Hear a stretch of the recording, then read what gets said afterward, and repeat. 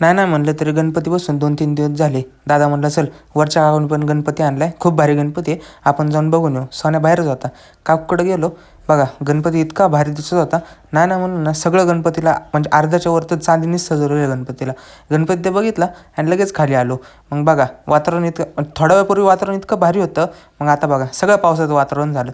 आयनला म्हणलं चल बाहेर जाऊन येऊ. आयनला कॉल केला घेतलं आणि लगेच बाहेर निघालो. मग बाहेर निघालो तर खरं म्हणलं चल आता खर्डीला जाऊ आणि तिथं गो कार्टिंग आहे ते बघू. आम्ही पोचलो तिथं, पण इन्क्वायरी ऑफिसच दिसेना, कुणाला विचारू तेच कळत नव्हतं. आता तुम्ही गो कार्टिंगची रेसिंग बघा.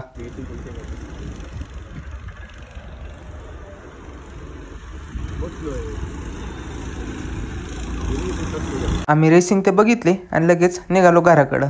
आम्ही इन्क्वायरी केली तिथं 700 रुपये आणि 1200 रुपये, 10-10 मिनिट फक्त, काहीच उपयोग नाही. म्हणलं चल घरी. मग आम्ही तिथं जिलेबी ते खाल्ली आणि लगेच घराकडं निघालो. तेवढ्यात अमनचा कॉल आला.